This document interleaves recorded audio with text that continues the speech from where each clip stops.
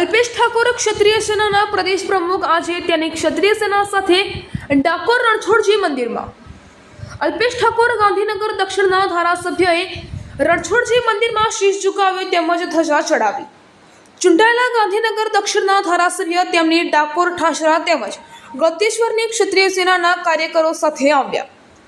Rally તેમજ ધજા સાથે કૂચ કરી રણછોડજી મંદિર પહોંચ્યા. સાથે બાયડના ધારાસભ્ય ધવલસિંહ ઝાલા તેમજ ઠાસરા વિધાનસભાના ધારાસભ્ય તેમજ ભાજપના કાર્યકરો મંદિરમાં છેવાડાના ગામો તેમજ લોકોના હિત માટે કામ કરશે તેવું જણાવ્યું.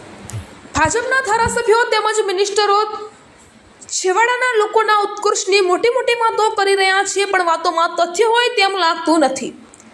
પ્રજાના અત્યારે મોંઘવારી, બેરોજગારી તેમજ આરોગ્ય ક્ષેત્ર અને શિક્ષણ ક્ષેત્રમાં ઘણા બધા પાયાના પ્રશ્નો હલ કરી શક્યા નથી. હવે જ્યારે તાલુકા પંચાયત અને જિલ્લા પંચાયતની ચૂંટણીઓ આવી રહી છે ત્યારે છેવાડાના ગામો તેમજ લોકોના વિકટ પ્રશ્નને શું ખરેખર વાંચો આપશે? અલ્પેશભાઈ ડાકોર આવ્યા છો, રણછોડજીના દર્શન કરવા આવ્યા છો, શું કારણ અને કેવા આશીર્વાદ? અમારા એક કાર્યકર્તા દ્વારા મન્નત રાખવામાં આવેલી, એની માનતા માટે તેને ભગવાન રણછોડાઈને ધજા ચડાવવા આવ્યા છે. સાથે બીજા સાથી મિત્રો સાથે ધારાસભ્યો સાથે આવ્યો છું.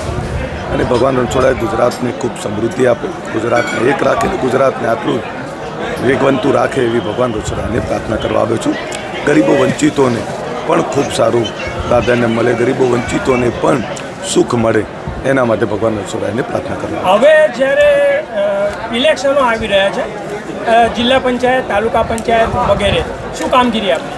આપણે કહું કે તાલુકા, જિલ્લા પંચાયત, સ્થાનિક સ્વરાજની જેટલી પણ ચૂંટણી આવી રહી છે એમાં ભારતીય જનતા પાર્ટીના ઉમેદવારો વિજયી બને. સરકાર ભારતીય જનતા પાર્ટીની છે, તો ભારતીય જનતા પાર્ટીની સરકારનો લાભ એ છેવાડાના લોકો સુધી પહોંચે, યોગ્ય પ્રતિનિધિઓ જીતીને આવે એવી પ્રાર્થના કરવા માટે આવું છું.